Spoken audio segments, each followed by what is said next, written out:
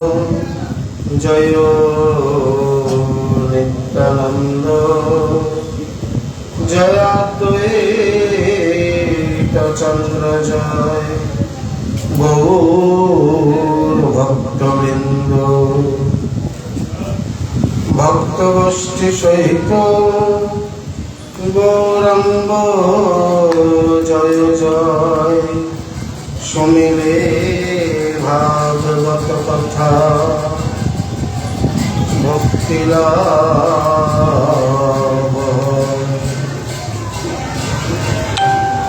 কিমিহ বহু সরম্ভে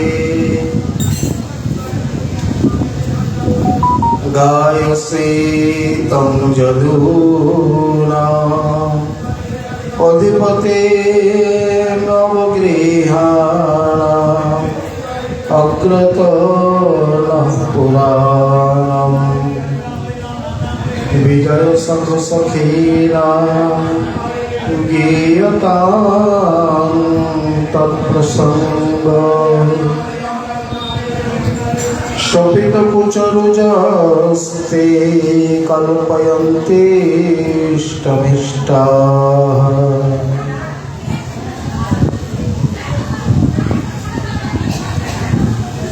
পরম কারুণিক শ্রী শ্রীল কৃষ্ণদ্বৈপায়ন বেদব্যাস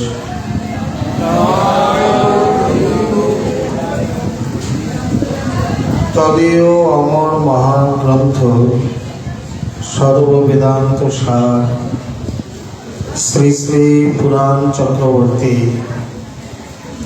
শ্রীমদ্ ভাগবত মহাপুরাণে দশম স্কন্ধে 47তম অধ্যায়ে মহাভাগময়ী শ্রীমতী রাধারানী মহাবিরহ রসোদ্গার ভ্রমর গীত বর্ণনে তৃতীয় শ্লোকে বর্ণন করতে গিয়ে বলছেন, কিমিহ বহু সরঙ্গে গায়সি ত্বং যদূনাম অধিপতে গৃহাণাম অগ্রতো নঃ পুরাণম বিজয় সখ সখীনাম গীয়তাম তৎপ্রসঙ্গ শোভিত কুচরুজস্তে কল্পয়ন্তিষ্টমিষ্টাঃ।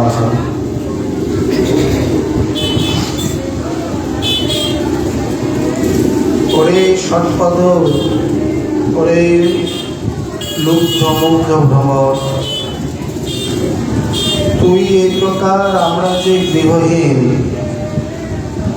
সেই আমাদের নিকট যদুগণের অধিপতির পুরানো গান সব পুরানো গাথা আর কীর্তন করিস না, বা পুনঃ পুনঃ কেন গান করিস? বিজয় সখার যে স্ত্রী শ্যাম সুন্দর তার সখীগণ অর্থাৎ মধুমধুগণ মানে মথুরা রঙ্গনাগণ, তুই তাদের নিকটে গিয়ে ওইসব গান কীর্তন কর।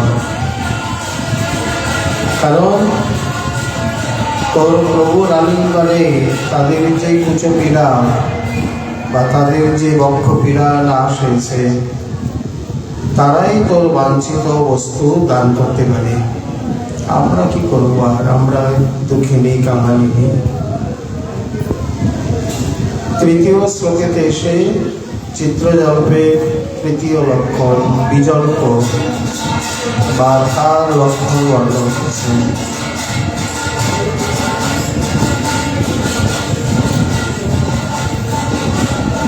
শ্রীমতী রাধারানী অযোগ্য স্থানে প্রেম করেছেন বলে, প্রীতি করেছেন বলে তার সেই দিব্য প্রেমোন্মাদ স্বভাবে কৃষ্ণের একটি দুটি নয়, রাশি রাশি দোষ উদ্গার করছেন। ভ্রমর গীতে 10টি শ্লোক কৃষ্ণের গুণগানে নয়, কৃষ্ণের দোষগানে ভরপুর। উদ্ধব মহাশয় মনে করছেন যে আজ আমি এসছি বলে, আমি সামনে বলে ইনি এই প্রকার আমার সামনে এইরকম দোষ কীর্তন করে চলেছেন, কিন্তু প্রকৃতপক্ষে তা নয়। ভাবের আবেশে, ভাবের তরঙ্গে কারণ এর আগেও বলে এসছেন তচ্চ সংস্মৃত সংস্মৃত, তারা তাদের ত্যক্ত লৌকিকা সমস্ত প্রকারের বাহ্য লৌকিকতা, লাজ লজ্জা ধৈর্য বিবেক ইত্যাদি শূন্য হয়ে বা জলাঞ্জলি দিয়ে অন্য একজন যে শ্রী উদ্ধব মহাশয় তার নিকটে তারা এই প্রকার উচ্চস্বরে কীর্তন করে উঠেছিলেন, কীর্তন করেছিলেন এবং আগেও করবেন। হে নাথ রমানাথ ব্রজনাথার্থিনাশন। সামনে যে কে, কার সামনে কি বলতে হয়, তখন সেই আবেশ সেই জ্ঞান যেন বিলুপ্ত হয়ে যায়। এটি ভাবের চরমতাই নেই। আরেকটি বিশেষ কথা, যে যাকে যত তীব্র ভালোবাসে, সুগভীর ভালোবাসে, মানে যার ভালোবাসা যত গভীর, সেইখান থেকে প্রাপ্ত সামান্য আঘাত তখন তত গভীর বলে মনে হয় বা গভীর লেখাপাত করে যায়। এটি এই জগতেও দেখা যায়। হয়তো অন্য কেউ বললে সেই রকম মনে হয় না বা অতটা মনে লাগে না, কিন্তু উনি আমাকে বলে দিল, জানেন ওনাকে আমি কত ভালোবাসতাম, কত শ্রদ্ধা করতাম, কোন আসনে রেখেছিলাম, কি চোখে দেখতাম, না মনটা একেবারে ভেঙে চৌচির হয়ে গেল। এই প্রকার উদ্ধব মহাশয় যদি বুঝতে পারতেন বা তিনি ভগবত কৃপায় ধীরে ধীরে অনুভব করার চেষ্টা করছেন যে এই প্রীতির গভীরতা কতখানি এবং কোন গভীর অতল তল থেকে এই সমস্ত বাণীরূপী রত্ন আজ সাগরের বহির্ভাগে বহিঃপ্রকাশ হচ্ছে। সাধারণত মুক্তা প্রাপ্ত হতে গেলে সাগরের অতল তলে যেতে হয়, কিন্তু দৈবাৎ কোনো ভাগ্যে যদি কেউ পায়, কিভাবে? 7 নক্ষত্রের জল প্রতি 12 বছর অন্তর একবার নিবেদিত হয়। এটি ঝিনুক জানে না। ঝিনুক করে কি, প্রতিদিনই যখন নির্জন বা সাগর শান্ত হয়ে থাকে, বিশেষ করে রাতের বেলায় ওপরে উঠে আসে, এসে আর সঙ্গে মানে মুখটাকে খুলে অবস্থান করে ঘুরতে থাকে। না জানি কবে পড়ে, কার ভাগ্যে পড়ে। চাতক যেমন হাজল হাজল করতে থাকে, তেমনি ঝিনুকও 7 নক্ষত্রের জলের দিকে তাকিয়ে থাকে। এইরূপে ইনি এখন যখনই দৈবযোগে বা প্রাকৃতিক নিয়মে নক্ষত্রের মধ্যে জলটা পড়ে, সঙ্গে সঙ্গে ঝিনুক বন্ধ হয়ে যায় আর একেবারে সাগরের অতল তলে চলে যায়। তাহলে ওই সময় যদি কেউ তাকে ধরে রাখে, তাহলে ধরে রাখলে যে মুক্ত হবে তা নয়, মুক্ত হতে সময় লাগে। ওটি সাগরে গেলে প্রাকৃতিক নিয়মে ধীরে ধীরে তার মধ্যে মুক্তা লাভ হবে। মানে ওটি যেন ঝিনুকের গর্ভবতী হওয়া। গর্ভবতীকে কি আর প্রথম দিনেই সন্তান লাভ করা যায়? ধীরে ধীরে তার মধ্যে সন্তান বড় হয়, পুষ্ট হয়, তারপর সময় মতো প্রাপ্ত হওয়া যায়। তেমনি যদি কেউ মনে করে যে আমি ঝিনুককে ধরে রাখবো, না তিনি মুক্তা পাবেন। আর যখন একবার যদি সাগরে তলিয়ে যায়, কতদিন খুঁজতে খুঁজতে কোন ভাগ্যে সেই মুক্তা লাভ হবে কেউ বলতে পারে না।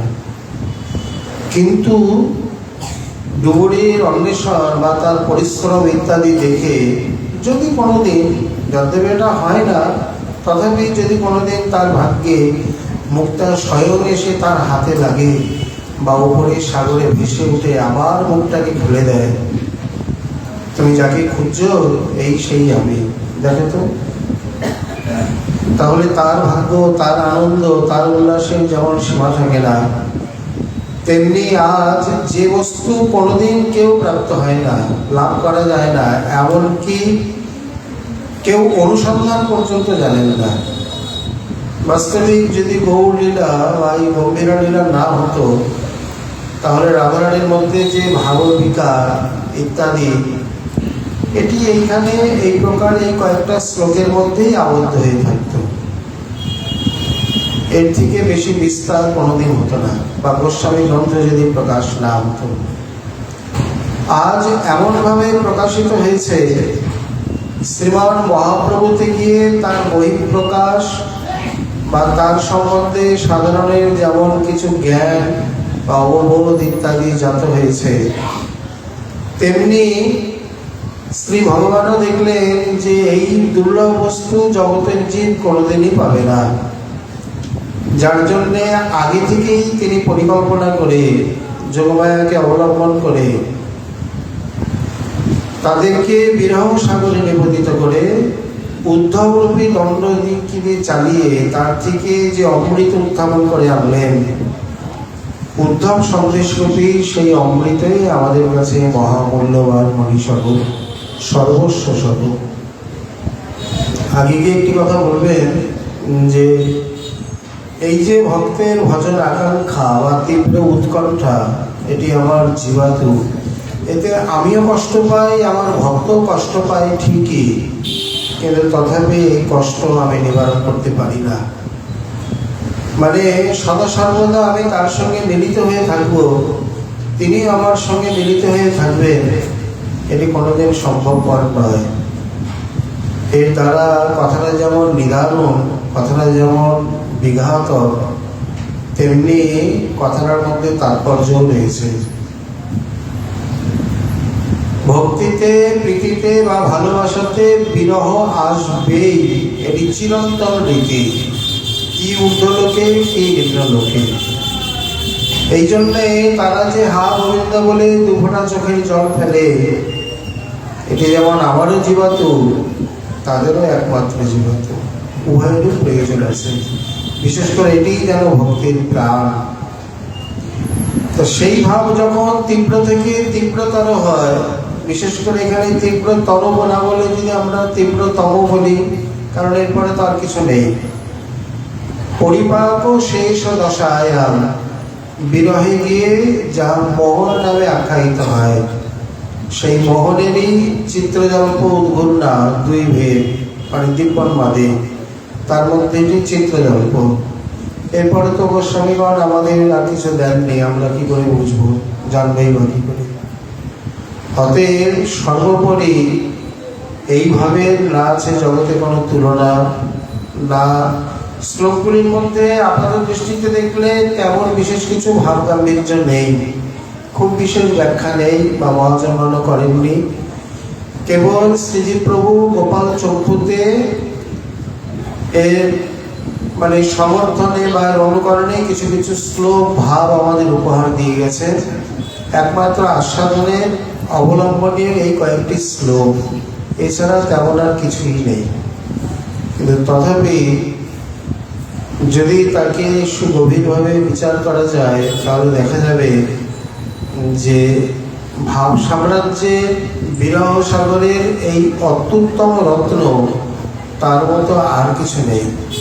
একটা পোখরাজ, একটা নীলমণি বা ইন্দ্রনীলমণি দেখতে তো ওইটুকুই, কিন্তু তার যে গুণাগুণ, প্রকৃত মণি শোধন করে যিনি ধারণ করেন, তিনি বুঝতে পারেন যে প্রকৃত গুণাগুণ কি। তো সেই প্রকার বুঝিবে রসিকজন, না বুঝিবে মূঢ়। উদ্ধব মহাশয় কেবল করজনে সসম্ভ্রমে মহাগৌরবে চুপচাপ দাঁড়িয়েই আছেন। আমরা চিত্রজল্পের 10টি শ্লোককে চিত্রজল্পরূপী বিরহ সাগরের 10টি তরঙ্গ বলতে পারি। তার মধ্যে এটি হলো তৃতীয় তরঙ্গ, বিজল্প নামে তৃতীয় তরঙ্গ। এখানে শ্রীকৃষ্ণের প্রতি যেমন প্রণয় ঈর্ষা বা এই প্রকার প্রচ্ছন্ন মান রয়েছে, তেমনি মধুমধুগণের প্রতি রয়েছে অসূয়া ইত্যাদি। আপাত দৃষ্টিতে দেখলে মনে হয় একজন প্রাকৃত রমণী তার প্রিয় বা প্রিয়তম তাকে ছেড়ে চলে গেলে যে অসহ্য বিসহ্য জ্বালা হয়, সেই জ্বালাতে যে হীন মনোভাব বা অন্য সপত্নী সতীনগণের প্রতি যে জঘন্য মনোভাব জাত হয়, আপাত দৃষ্টিতে কথাবার্তা এবং তার ধ্বনি যেন সেই রকমই, কিন্তু প্রকৃতপক্ষে কখনোই তা নয়। ওটি প্রাকৃত ভাব, যেখানে দেহ সুখ সর্বস্ব মাত্র। আর এটি হলো মহাভাব, প্রেমের পরম সার মহাভাব জানি। উপাদানগত, মনোগত, উৎসগত সব ক্ষেত্রেই চরম ভেদ। উচ্ছেদ মানে চিনির রস দিয়ে যেমন উচ্ছেদ তৈরি হলেও সেটি যেমন উচ্ছেদ নয়, সেটি যেমন তিক্ত নয়, পরম মধুর, তেমনি সাধারণ মানবতী মনের মতো বা রমণের মতো এই উক্তি প্রত্যক্তি হলেও কদাপি সেই প্রকার নয়। তার মধ্যে যে নিগম নিগুড় রহস্য লুকায়িত হয়ে রয়েছে, একমাত্র মহাজন আনুগত্যই তার সমৃদ্ধ, অন্য কোনো উপায় নয়। সেই আবেশে গিয়ে তিনি বলছেন, কিমিহ বহু সরম্ভে, এই জগতে যার চারটি চরণ, চারটা পা থাকে তাকে বলে পশু। তোদের তো 6টা পা, তোর আরো অধিক পশু। জীবসাই বলেছেন 1.5খানা পশু। যদ্যপি ভ্রমর ইত্যাদি কীটের মধ্যে গণ্য, রাধারানী যেন আবেশে বলছে, মহাভাবের তরঙ্গে বলছেন, যাদের 4টে পা থাকে তারা এমনি পশু, আর তোদের 6টা পা, তোর আরো অধিক পশু। মানে অধিক পশু মানে তোদের সেই পশুর মতোই বুদ্ধি। এই জন্যে তুই কি মনে করেছিস যে গতদিন বললেন আমারও চরণ ছুবি না, আমার সঙ্গীগণেরও চরণ স্পর্শ করবি, যা দূরে যা। উনি আবেশে ভাবছেন আমার কথা শুনে ভ্রমণটা যেন দূরে গেছে, একটু দূরে গিয়ে গুনগুন করছে। ভ্রমণে তো স্বভাবে গুনগুন করা। সেই আবেশে বলছেন, ও আমি দূরে যেতে বলেছি, এই জন্যে দূরে গিয়ে গুনগুন করছিস, যাতে তুই কি মনে করিস তোর গুনগুন রবে আমি মুগ্ধ হয়ে তোকে আবার সমাধানের কাছে রেখে নেব? তুই নির্বুদ্ধি। কিমিহ বহু সরঙ্গে, অন্যেরা তো অল্প একটু পশুভাব, আর তোর মধ্যে আরো অধিক পশুভাব। মানে 4 পদের পুরো পশুভাবটা আছে, আরো 2টি পদ অধিক, এই জন্যে আরো 4 পদ পশুভাবের অর্ধেকটাও তোর মধ্যে আছে। মানে তুই 1.5খানা পশু। কখনো কখনো বাণী শুনে মানে হাসবে না কাঁদবে অবাক হতে হয়। যেমন শ্রী কুমন দাসজির 7 পুত্র, উনি চাইনি, ওনার স্ত্রী চেয়ে নিয়েছিলেন বল্লভাচার্যের কাছে। তাহলে হবে কি, 7 পুত্র ওনার মতো হয়নি। ওনাকে যেমন কেউ জিজ্ঞাসা করতো যে আপনার কটি সন্তান, উনি বলতেন আমার 1.5খানা পুত্র। বলে 1.5খানা পুত্র, এ আবার কেমন? দেখি সেই 1খানা গোটা আর অর্ধেক জড়ার মতো, সেই জড়সঙ্গের মতো অর্ধেক নাকি 1.5খানা পুত্র? মানে 1.5খানা পুত্র হলো জ্যেষ্ঠ পুত্র চতুর্ভুজ দাসজি, উনি কুম্ভন দাসজির মতনই হয়েছিলেন। কুম্ভন দাসজির মতে কি আর কেউ হয়? তাদের মতে উনি ব্রজের বিশাখা সখী। বিশাখা কি গন্ডায় গন্ডায় হবে? যাই হোক, অষ্টছাপ কবির মধ্যে কুম্ভন দাসজিও আছেন, চতুর্ভুজ দাসজিও আছে। মাঝখানের 5 জন আর তার মতো হয়নি। বা শেষের জন যে কৃষ্ণদাসজি, তিনি অর্ধেক হয়েছিলেন তার মতো। এই জন্যে তিনি যখন বিচার করে দেখলেন যে আমার সব পুত্র তো সেই রকম হয়নি, যদ্যপি আচার্যের কৃপায় প্রাপ্ত, তো উনি এই জন্যে আক্ষেপ করে বলতেন আমার 1.5খানা পুত্র। মানে চতুর্ভুজ দাসজি পূর্ণ আর কৃষ্ণদাসজি অর্ধেক। এখানে রাধারানী যেন সেই আবেশে এই প্রকার বলছে, তুই 1.5খানা পশু। রংটি যেন বলছে, কেন গো ঠাকুরানী? আবার জিজ্ঞাসা করছিস কেন গো? তং গায়সী জন্মনাম অধিপতি অপ্রিয়ানাম অপ্রত ন পুরাণম। সেই যাদবগণের অধিপতি, যদ্যপি যাদবগণের অধিপতি উগ্রসেন, কিন্তু উগ্রসেন নামে মাত্র রাজা। কৃষ্ণই হচ্ছেন সকলের অধিপতি, যদ্যপি বয়স অনেক কম। সেখানে অঙ্কুর, সাত্যকী, কৃতবর্মা, বসুদেব, দেবকী ইত্যাদি আরো কত শতজন রয়েছে, কিন্তু সকলকে যিনি পালন করেন তিনি তো হচ্ছেন অধিপতি। অধি সম্যক পাতি রক্ষতি ইতি অধিপতি। তারা হতে পারে বয়সে বর্ষিয়ান, কিন্তু সকলকে রক্ষা করছে কে? কৃষ্ণই তো। অতএব এই জন্যই তিনি মুখ্য যদুপতি বা যাদবগণের অধিপতি। সেই যাদবের অধিপতি যে তুই তার গান কি ন পুরাণম, তার সেই পুরানো গানগুলি তুই আবার আমাদের কাছে এসে গুনগুন করে করছিস। ওসব গান আমরা জানি, ওসব আমাদের শোনাতে হবে না। প্রসঙ্গক্রমে পুরাণ শব্দের তাৎপর্য এখানে চলে এলো। পুরাণ বলতে পুরয়তি ইতি পুরাণম, একই শব্দকে কত ভিন্নভাবে আস্বাদন করা যায়। বেদের অপূর্ণ ভাগকে যিনি পূরণ করেছেন তাকে বলা হয় পুরাণ, পুরয়তি ইতি পুরাণম। আবার পুরাওপি নবীব ভাতি ইতি পুরাণম, যা প্রাচীন হয়েও নবীনের মতো কীর্তিত হয় তাকে বলে পুরাণ। তাহলে সমস্ত অর্থই এখানে লাগে। যা এই প্রকার অতি প্রাচীন হয়েও যখন কীর্তন করে বা গান করে তখন তার কাছে নতুন নতুন নবীন বলে মনে হয়।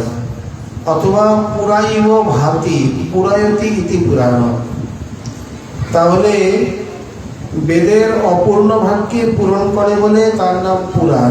বাজপেয়ী যজ্ঞে বা অশ্বমেধ যজ্ঞে দেখা যায়, যজ্ঞের ঘোড়া যখন দিগ্বিজয়ে চলে যায়, এতদিন যজ্ঞ সংকল্প তো হয়ে গেছে, যজমান চুপ করে এতদিন কি করবেন, তখন এই ঋত্বিক ব্রাহ্মণগণ তাদেরকে পুরাণ কথা শোনায় বসে বসে। ওই পুরাণ কথা শোনা মানে বেদের কথাই শোনা। ততদিনে ঘোড়া দিগ্বিজয় করে আবার ফিরে আসে। এখানে যদি আমরা লাগাই, রাধারানী নিজে বলছেন সেই পুরাণ কথা আমাদের আর শোনাস না। তার মানে শ্রীকৃষ্ণ কথা নবীন নয়, অতি প্রাচীন। এবং সেই পুরাণ কথা কীর্তিত হয়েছে যার মধ্যে, তাই হচ্ছে পুরাণ। তা আবার শ্রীমদ্ ভাগবতে সর্বতভাবে, এই জন্যে ভাগবত হচ্ছে মহাপুরাণ বা সর্বশ্রেষ্ঠতম পুরাণ। তবে এই সমস্ত গানের মধ্যে, এই সমস্ত কথার মধ্যে বেদের যে অপূর্ণ ভাগ রয়েছে তাও পূর্ণ হয়ে গেছে।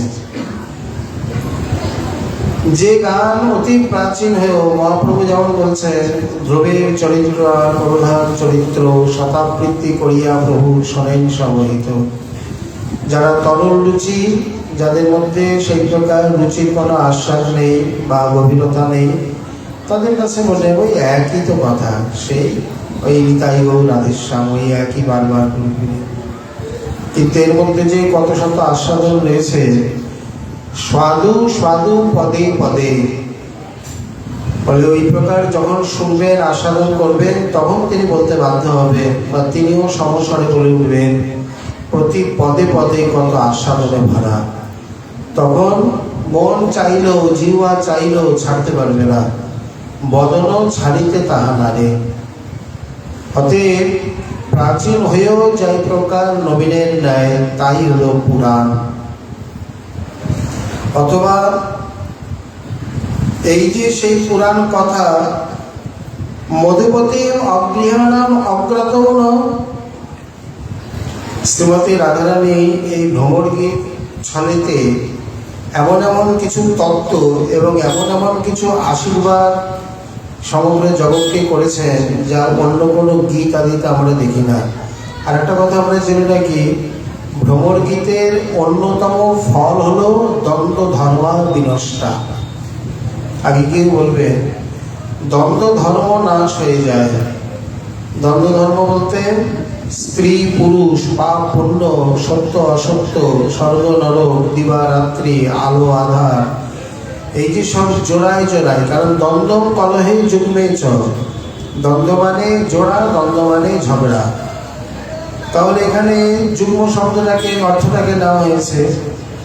এইভাবে যুগ্ম অর্থে মানে আমরা যে দ্বন্দ্বের মধ্যে রয়ে গেছি, দ্বন্দ্বের অতীত হতে পারি না। যদি এই ভ্রমর গীতকে কেউ অবলম্বন করে, ধারণ করতে পারে, তাহলে তিনি অতি অবশ্যই দ্বন্দ্ব ধর্মের অতীত হয়ে যাবেন। এটি হচ্ছে তার বাহ্য ফল। আর তিনি যেভাবে যে রস আস্বাদন করেছেন, যদি শ্রীমান মহাপ্রভু বা গোস্বামীগণের গুরু গৌরাঙ্গের কৃপা হয়ে গেল, তাহলে তো তিনি সেই রসেই নিমজ্জিত হয়ে গেলেন। নবিনা বিপ্রলম্বে ন সম্ভোগ পুষ্টি মশ্নুতে, যে বিপ্রলম্ব ছাড়া, যে বিরহ রস ছাড়া সম্ভোগ বা মিলন রস কোনোদিন পুষ্টি লাভ করে না। যে গৌড়ীয় বৈষ্ণব বিরহ প্রধান, সেইভাবেতেই তার আবেশ এবং প্রতিষ্ঠা চলে আসবে। প্রতিষ্ঠা মানে তিনি সেই ভাবেতে প্রতিষ্ঠিত হবেন। অতএব এই জন্য বলছেন যে আমাদের সামনে এই প্রকার এই গুণগান কীর্তন করিস না, তাহলে কি করব? বিজয় সব সখীনাম গিয়তাম তৎপ্রসঙ্গ। বিজয় সম শব্দটি এর আগেও এসছে, যেমন শ্রী ভীষ্ম তিনি পিতামহ যখন স্তুতি করছেন বিজয় সখে প্রতিরস্তু মেইনাবাদ্যা। এই মহাভারত যুদ্ধে অর্জুন বিজয় লাভ করেছে, তার সখা হলে তুমি, মানে সে তোমার প্রিয় সখা। শব্দটি হলো বিজয় সখ, সম্বোধনে গিয়ে বিজয় সখে। অতএব হে বিজয় সখে, তোমার চরণে আমার অনপায়িনী রতিমতি লাভ, মানে অচলা রতিমতি, যে রতিমতি কোনোদিন বিচলিত হবে না। আর এখানে তিনি বলছেন বিজয় সঙ্গে সখী না, বিজয় সখ অর্থাৎ তিনি আজ এই প্রকার কংসকে নিধন করে বিজয়, মানে বিজয় লাভ করেছেন। তার তিনি আমাদের সখা, এই জন্য বিজয় সখ। এর সঙ্গে তিনটি অর্থের সঙ্গে ওতপ্রোত হয়ে আছে, ব্রজে, মথুরা এবং মধ্যস্থানে কৃষ্ণ। সখা বলতে গেলে কাদের সখা? মানে আমাদের। এখানে সখভাব কেন বললেন? কারণ মধুরের মধ্যে সমস্ত ভাবই রয়েছে। কখনো যদি এই প্রকার বলে তাতে কোনো আপত্তি হয় না। অথবা মধ্যস্থলে কৃষ্ণকে রেখে একদিকে সখী যেমন ব্রজরামাগণ, আর একদিকে তেমনি মথুরার এই অঙ্গনাগণ, যাদবিনীগণ। তাহলে তুই গিয়ে এক কাজ কর, বিজয় সর্ব সখী নাম গিয়তাম তৎপ্রসঙ্গ। কারণ তিনি সদ্য সদ্য বৃন্দাবন ছেড়ে গেছেন, আমরা তো তার কথা জানি। আমরা তো আবাল্য, আবাল্য কি বলবো রে, শোন তাহলে।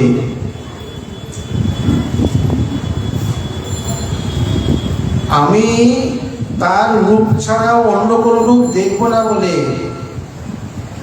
এই জগতে আমি দৃষ্টিহীন হয়ে জন্মেছিলাম। তার রূপ দেখেই প্রথমে আমি আমার নয়ন মুলিত করি। পহিলহি রাগ নয়ন ভঙ্গ ভেল, অনুদিন বার হলো অবধি না গেল। বুঝিস এইসব কথার অর্থ?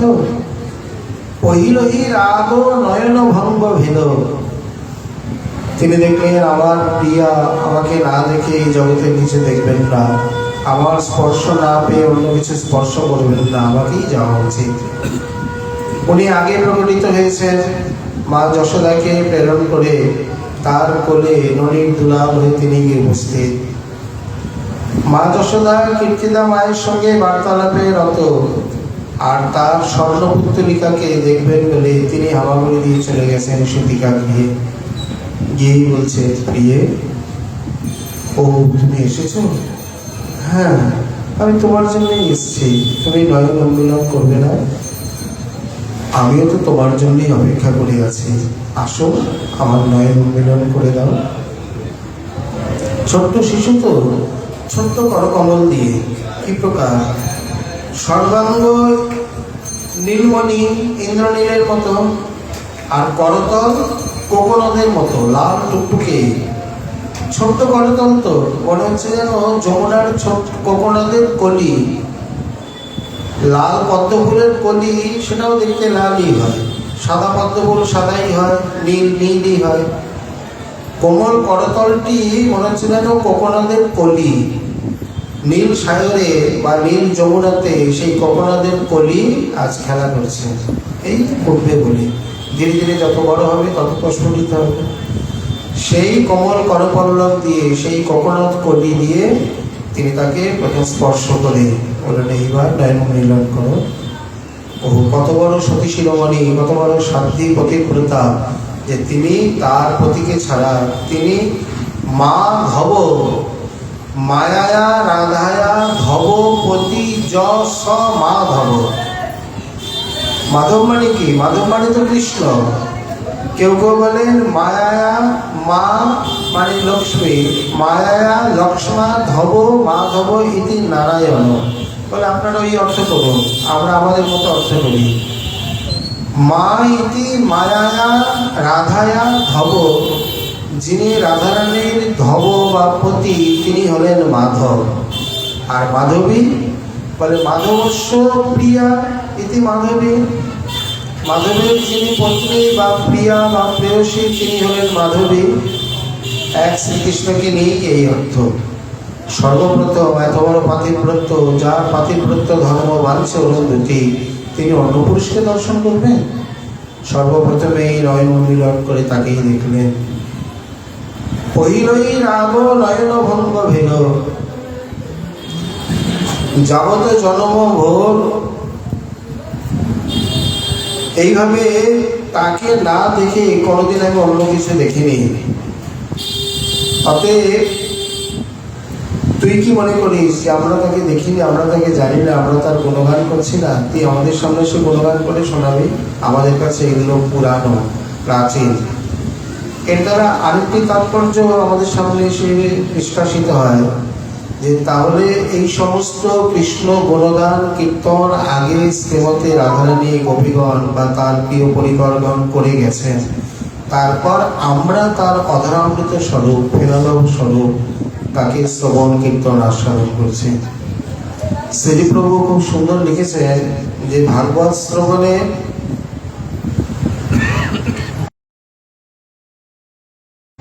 এত পরম্পরা, এত সৌভাগ্য অন্য কোনো পুরাণাদির নেই। এই জন্যে শ্রীমদ্ ভাগবত সর্বপ্রথমে আস্বাদ্য। স্থলে আরো বলছেন যে পরম সৌভাগ্য দেব সম্পদতে, এই প্রকার মহন্মুখ নিঃসৃত ভাগবত কথা যদি কারো শ্রবণে সৌভাগ্য লাভ হয়ে থাকে, সেটি পরম সৌভাগ্যেই জানতে হবে। অতএব এই জন্যে বিজয় সঙ্গ সখিনাং গিয়তাং তৎপুরাণ প্রসঙ্গ, সেই পুরাণ কথা আমরা সমস্ত কিছু জানি, আমাদের সামনে তো নতুন করে বলার দরকার নেই। যারা জানে না সেই মানিনীগণের কাছে বা মথুরা নাগরের কাছে গিয়ে বল। শোভিত পুজো রুজস্তে কল্পয়ন্তিষ্টমিষ্টা, এতে কি হবে? তাদের যে বিরহ জ্বালা বা তাদের যে উরু জ্বালা, সেই জ্বালা নির্বাপিত হবে এবং তুই তাদের কাছে পুরস্কৃত হবি, তারা পুরস্কৃত করবে। আমরা এখানে কিছুই করতে পারবো না।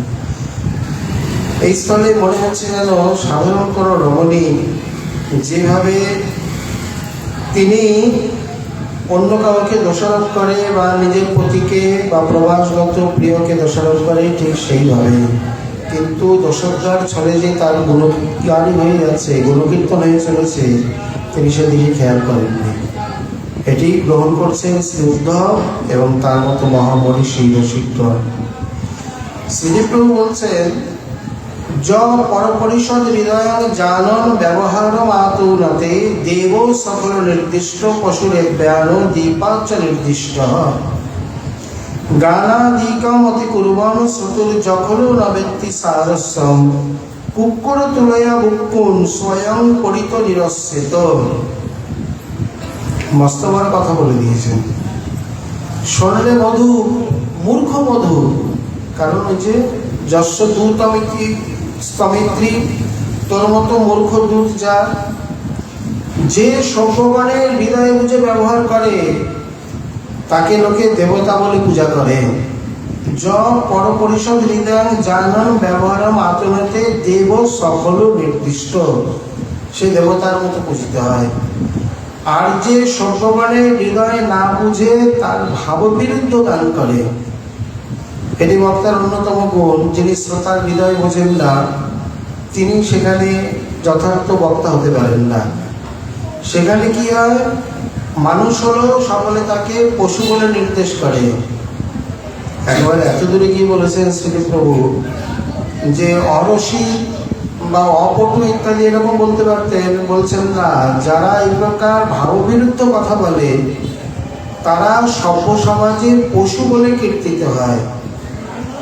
আর যে জন হৃদয়ের মানে শ্রোতার হৃদয়ের সরসতা না বুঝে অতিশয় গান করে, অতিরিক্ত গান করে, তাকে কুকুর বলে বিতাড়িত করে। কুকুর তুলয়া ভুকুর, তার মানে যারা অতিরঞ্জিত কথা বলে বা যারা অতিরিক্ত কথা বলে, যারা প্রাসঙ্গিকতাকে বাদ দিয়ে অপ্রাসঙ্গিকতায় চলে যায়, তাদেরকে এখানে শ্রীপ্রভু বলছেন কুকুর বলে সভা থেকে বিতাড়িত করে দেয়। আর দেখলে মধু, যারা এ প্রকার জড়যন্ত্রাদি মানে শেখার সরোজ ইত্যাদি, তারাও গায়কের বা সভ্যমানে হৃদয়ের অনুকূলেই গান করে থাকে, মানে ঝঙ্কার করে থাকে। তুই কিন্তু সচেতন হয়েও এই প্রকার তুই আমাদের হৃদয়ের মতো গান করতে পারবি না। অতএব এখানে তোকে সেখানে কুকুরের মতনই বিতাড়িত করা উচিত। রাধারানী যে কথাটি বললেন, কথাটা কি সঠিক বললেন? আপাত দৃষ্টিতে সঠিক, কিন্তু বিচার করলে সঠিক মানে নয়, বেঠিক। ভ্রমর যেটি করেছে সেটি সঠিক, রাধারানী যেটি বললেন সেটি বেঠিক। বলে কেন? ভ্রমর রাধারানীর মন বুঝেই এখানে গান করতে এসছে। যদিও বা গান করেই থাকে, আমরা তর্কের খাতিরে ধরেই নিলাম, তাহলে ভ্রমর রাধারানীর মন বুঝেই গান করেছেন। কারণ এখন তার সামনে তার বধূ আর তার প্রিয়তমের কথাই গান করা উচিত। আর তার গান করবে, আর আছেই কথা বলবে। গায়ত্রী সজল অঙ্কুচ্চৈ প্রেরক হৃদয়ানুবর্তন যস্যা রাগাদি বিবিক্ত রচনা উদ্দৃষ্ট যদ্ভব পিনাকযন্ত্রোত্তম। মধুকর যেন নিজের মানে সালিশি দিয়ে বা নিজের সমর্থে, নিজের সামর্থ্যে সমর্থনে কিছু বলতে যাবেন, রাধারানী অমনি চিৎকার করে বলছেন, সক্রোধে বলছে, নড়ে দুষ্ট মধুকর, তুই যদি বলিস যে গায়ত্রী সজল অঙ্কুচ্চৈ, আপনারা যার দোষোদ্ধার করছেন তিনিই তো ব্রজের সর্বাধিক প্রীতিযুক্ত, আপনারাই তো একদিন তার গুণগান করতেন, আপনারাই তো তার জন্য সমস্ত ধর্ম লজ্জা ইত্যাদি পরিত্যাগ করে আজ এইখানে এসে উপস্থিত হয়েছেন। রাধারানী বলছেন এই কথাটি সত্যই, কারণ আজ আমরা যে বনবাসিনী হয়েছি কেবল তার জন্যেই। প্রকৃতপক্ষে তখন আমাদের অনেকে নিষেধ করেছিল, আমরা বুঝেছিলাম যে এখানে মন দিয়ে আমাদের কেবল দুঃখই দুঃখ হবে, কিন্তু আমরা কারো কথা শুনিনি। সত্যি সে এমন মোহন, তার অধর শুনে এমন মোহিনী, তার এমন আকর্ষণ, তার নামই কৃষ্ণ, সকলকে আকর্ষণ করা, সর্বাকর্ষণ সর্বাহ্লাদন মহারসায়ন। কিন্তু তখন ভোলাক্ষরও বুঝতে পারিনি তিনি আকর্ষণ করে আহ্লাদ করে তারপরে এত জ্বালা দিতে পারে বা এত দুঃখ কষ্ট দিতে পারে। সত্যি আমরা যে কি ভুল করেছি, আমাদের এগুলো গেছে ওগুলো গেছে। কারণ রাতের বেলায় কেউ যদি সমস্ত কিছু পরিত্যাগ করে আর এইভাবে পরপুরুষের নিকট বনে উপস্থিত হয়, তখন তাদেরকে ঘরে কে গ্রহণ করে? আমাদের পতিকুলো গেছে, আমাদের পিতৃকুলো গেছে। এখন আমরা এমনই হয়েছি সেই ত্রিশঙ্কুর মতো, না ঘরে যেতে পারি না বাইরে যেতে পারি, একমাত্র বনই হয়েছে আমাদের একান্ত আশ্রয়। আর এর জন্যে তোর প্রভুই দায়ী। তুই তো আবার মথুরায় যাবি, তোর প্রভুকে গিয়ে বলিস যদি এই বনবাসিনী এই বনচারণীগণের প্রতি বিন্দুমাত্র কোনো দয়া থেকে থাকে, তাহলে জানো এই দুস্তর সাগর থেকে আমাদেরকে উদ্ধার করে। এইভাবে ভ্রমণটি একের পর এক গুঞ্জন করেই চলেছে। তিনি ভাবছেন কপি নিজ লাভা লাভ স্থানং জ্ঞাতুম নচিত চতুর কঙ্কণ অথ জানিয়া জেনার্থিতুম জনম বষ্টি। যে ব্যক্তি নিজ লাভালাভের স্থান জানে না তাকে কখনো চতুর বলা যায় না, যা হচ্ছিস তুই। অতএব ওই ব্যক্তি কি গুণ জানে যে সকলের নিকট প্রার্থনা করতে ইচ্ছা করে? শোন, যাবান প্রিয়কৃত ধর্ষ স্তাবান হর্ষ পৃথুস্তন স্ত্রী নাম। এখানে শ্রী রাধারানী বলতে বলতে এমন এক স্তরে চলে গেলেন, সামনে সখীগণ আছে, ঠিক আছে, সখীগণ তো তার অভিন্ন কলেবর, অভিন্ন স্বরূপ, অভিন্ন হৃদয়। উদ্ধব আছে, পরপুরুষ, শত হলো পরপুরুষ, সবে মাত্র মথুরা থেকে এসছে, কোনদিন যাকে দেখেনি, যার সঙ্গে বার্তালাপ বা অন্য কোনো প্রকার কোনো রকম কোনো সম্পর্ক সম্বন্ধ নেই। সর্বোপরি ভ্রমণ নয় কীট জাতি, সে কি বুঝবে না বুঝবে, কিন্তু উদ্ধব মহাশয় তো বুঝবে, সে তো শিক্ষিত। তথাপি কোনো প্রকার কোনো সংকোচ না করে মহাভাবের অতল তরঙ্গে গিয়ে তিনি যা বলে বসলেন, উদ্ধব মহাশয় শুনে ভাবছেন যে উনি কি সচেতনা না অচেতনা, উনি কি অভিজ্ঞা না অনভিজ্ঞা, উনি কি বাহ্য চেতনায় আছেন নাকি একেবারে অন্তর্দশায়, কিছুই বুঝতে পারবেন না।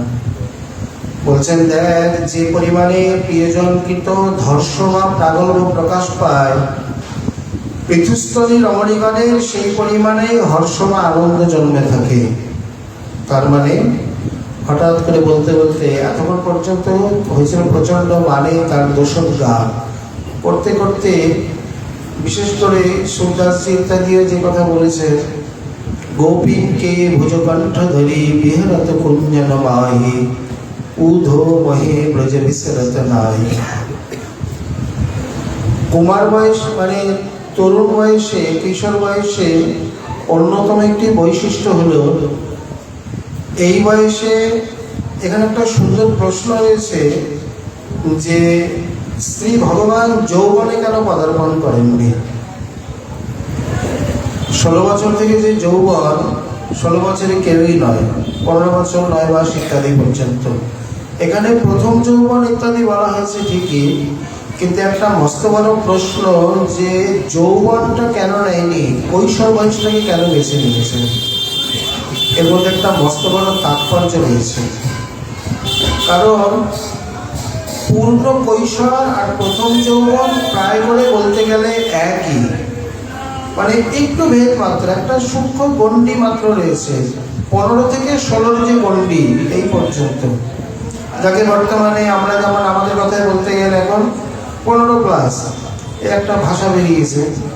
তার মানে কি, এই 16 ছুঁই ছুঁই করছে আর কি। তার মানে 15 পূর্ণ হয়ে গেছে, না পূর্ণ হয়নি। যেদিন 16তে দেখা যাবে, যদি ফাল্গুনী পূর্ণিমায় জন্ম হয়, তাহলে 24 বৎসর শেষে যেই মাঘ মাস, তার শুক্লপক্ষে প্রভু করিলা সন্ন্যাস, তাহলে ফাল্গুনী পূর্ণিমা থেকে মাঘ মাসের শুক্লপক্ষে যদি আমরা মাঘী পূর্ণিমায় ধরি তর্কের খাতিরে, তাহলে 24 বৎসর শেষ। এটা 25 বছর হয়নি। 25 বছর কখন হবে? ফাল্গুনী পূর্ণিমা এলেই 25 বছর হয়ে গেল। মানে যেদিন ফাল্গুনী শুক্লা চতুর্দশী শেষ হয়ে গেল, শেষ প্রান্তটি বা শেষ রেখাটি মনে করুন, এই 24 বছর পূর্ণ হয়ে গেল। তেমনি যৌবনে গিয়েও 15 বৎসরের শেষ রেখাটি বা রাত্রির শেষ ক্ষণটি যেই শেষ হয়ে গেল, সঙ্গে সঙ্গে 16 বছরে পদার্পণ করল, এই যৌবনে পদার্পিত হল। যদ্যপি প্রথম যৌবনে সেই ভাব দেখা যায় না, কিন্তু তথাপি এখানে না নেওয়ার অন্যতম একটা কারণ হলো কিশোর বয়সে একটু দর্শন, একটু স্পর্শন, একটু মিলন, সম্ভাষণ ইত্যাদির জন্যে মনে যে প্রবল তীব্র অনুরাগ থাকে, যে আকাঙ্ক্ষা উৎকণ্ঠ থাকে, এটি আগে গিয়ে থাকে না। বলে কেন? আগে গিয়ে যৌবনে বা তার আগে গিয়ে তখন এটা ভোগেতে পর্যবসিত হয়ে যায়। আর যখনই ভোগ্য ভাব, ভোগ্য বুদ্ধি, ভোগ্য সম্বন্ধ ইত্যাদি চলে এলো, তখন আর সেই প্রবল উৎকণ্ঠা থাকে না। বলে এটা তো আমাদের জড়জগতের জন্যে, কিন্তু ওই জগতে তো তারা নয়। বলে ওই জগতে এটাই বৈশিষ্ট্য। তাহলে মহাপ্রভু সেই ভাব কেন আস্বাদন করতেন? যাও কৌ এইবার কবিতলে এখানে শ্রীমান মহাপ্রভু যে ভাবটি আস্বাদন করেছেন, ওটি কোনো গোস্বামী কলম নয়, ওটি সাহিত্য দর্পণের একটি শ্লোক। বিশ্বনাথ কবিরাজের যে সাহিত্য দর্পণ রয়েছে, কাব্য পড়তে গেলে পড়ানো হয়, তার একটি প্রাকৃত নায়ক নায়িকা ভাবের শ্লোক। তো গোস্বামী মনে করছে, আমার প্রভু এই প্রাকৃত কাব্যের শ্লোক কেন আস্বাদন করবেন? তখনই তার অনুকরণে তিনি শ্লোকটিকে চালিয়ে দিয়ে লিখেছেন, সেটাই মহাপ্রভু লিখেছেন। আর এইভাবেই আগে গিয়ে রথাগ্রে তিনি আস্বাদন করেছেন। এটি উত্তম সন্দেশও শেষে গিয়ে আসবে। যখন শ্রী উদ্ধব মহাশয় শ্রী ভগবান উবাচ বলে কৃষ্ণের শব্দে ব্যক্ত করবেন, সেই প্রসঙ্গে আসবে। প্রাকৃতিক জগতে দেখা যায় কৈশোরে যে আকর্ষণ থাকে, যৌবনে গিয়ে সে আকর্ষণ থাকে না। যৌবনে গিয়ে তখন ভোগের আকর্ষণ মনে জেগে ওঠে। কিন্তু এই স্থানে, এই জগতে এমনই বৈশিষ্ট্য, কৈশোরে একটু মিলনের জন্যে, একটু দর্শন স্পর্শ, একটু সখী মুখে তার কথা কীর্তন, একটু চিত্রপটে দর্শন বা একটু দূরে দর্শন, একটু বংশী শ্রবণ, এগুলোর জন্য মনের মধ্যে যে তীব্র লালসা, আকাঙ্ক্ষা, অনুরাগ, উৎকণ্ঠা, আরতি ইত্যাদি জেগে ওঠে, ওইটাই হচ্ছে আস্বাদনীয়। এবং এই কথা কেন আগেই কি করবেন, সেইভাবেতে গিয়ে হঠাৎ করে, বিশেষ করে সেই যে কৈশোরের মিলন, এত দীর্ঘকালীন মিলন, কৈশোর বয়স সফল কৈল কুঞ্জের অঙ্গে, যদ্যপি 11 বছর। এখন এখানে রূপ গোস্বামী কবিরাজ গোস্বামী আরো তর্ক তুলেছেন যে পূর্ণ কৈশোর তো এখানে দেখাই যায়নি, তাহলে কৈশোর বয়স সফল কৈল ক্রীড়ার অঙ্গে একথা কি করে বলা যায়? রূপ গোস্বামী তার উত্তর দিয়েছেন, যেহেতু তিনি জানেন যে তাকে বৃন্দাবন মানে বৃন্দাবনের বাইরে গিয়ে লীলা করতে হবে, এই জন্যে তিনি যোগামায়াকে অবলম্বন করে 11 বছরের মধ্যে পূর্ণ কৈশোরের 15 বছরের পুরো লীলা রস আস্বাদন করে নিয়েছেন। এই এক সমাধান দেওয়া হয়েছে। তার মানে 15 বছরের পূর্ণ কৈশোরে গিয়ে যে লীলা যতদিন পর্যন্ত আস্বাদন করবে, ততদিনের যে দৈহিক বিকাশ বা মনের বা ভাবের বিকাশ, ততদিন পর্যন্ত যোগমায়া অপেক্ষা রাখেননি। ওই 11 বছরের মধ্যে সেই পূর্ণ বিকাশ ঘটিয়ে সম্পূর্ণ আস্বাদন করিয়ে দিয়েছে। আর নিত্যলীলাতে তো আছে। অতএব এই জন্য বলছেন যে কোনো যে পরিমাণে প্রিয়জনকৃত প্রাগল্য প্রকাশ পায়, তুঙ্গস্থলে রমণীগণ যেমন সেই পরিমাণে হর্ষ বা আনন্দ প্রাপ্ত হয়ে থাকে, আমরাও সেই প্রকার আজ আমাদেরকে পরিত্যাগ করে মথুরার নাগরিকগণকে সেই রস আস্বাদন করে দিতে প্রভু গেছে। অতএব জ্বালায় আমাদের হৃদয়টা চলে যাচ্ছে, খবরদার তার কথা বল, আগেই বলবে ভণ্ডকাম অন্য বার্তা, অন্য কথা বল, এই কথা বলিস না। ব্যক্তয়া শ্রেয়া গূঢ় মানো মুদ্রান্তরালয়া অভদ্দুষী কটাক্ষ শক্তির বিজল্প বিদুষং মতঃ। যেখানে অশ্রেয়াদি ব্যক্ত হয়েছে, গূঢ় মান, অন্যান্য মুদ্রা, অভদ্দুষী মানে শ্রীকৃষ্ণকে কটাক্ষ উক্তি ইত্যাদি প্রকাশিত হয়ে থাকে, অভিজ্ঞ পণ্ডিতগণ তাকে বিজল্প বলে থাকে। এটি হচ্ছে চিত্রজল্পের তৃতীয় শ্লোক বা তৃতীয় লক্ষণ, বিজল্প নামে। তার দূত মূর্খ ইত্যাদি কথা বলে বলে প্রতিটা ভাবে শ্রীকৃষ্ণের যেন বাক্যরূপে বাণ বিদ্ধ করছেন। এই লক্ষণের নাম হলো বিজল্প লক্ষণ। এই রূপে শ্রীমতী ভাবের তরঙ্গে একের পর এক আবিষ্ট হয়ে চলেছে। উদ্ধব মহাশয় ভাবছেন নিশ্চিত পাগল, হয় পাগলিনী, আর নালে একেবারে উন্মাদিনী হয়ে গেছে। কি বলছেন তার কোনো হুঁশ জ্ঞান ইত্যাদি নেই। সত্যই তো, এই জন্য তো নাম হয়েছে দিব্যন্মাদ। আর এই দিব্যন্মাদে পড়ে যিনি এই উক্তিগুলো করছেন, তিনি হচ্ছেন দিব্যন্মাদিনী শ্রী রাধা, রায় অনুমাদিনী বা দিব্যন্মাদিনী। এইরূপে পরবর্তী শ্লোকে আবার যে লক্ষণ প্রকাশ করছেন শ্রীমৎ মহাপ্রভু কি বলে, আবার আমরা গান আস্বাদন আশা রাখি। আজকে আমাদের শ্রী উদ্ধব সন্দেশ কথা এখানে বিশ্রাম। নিতাই গৌর হরি।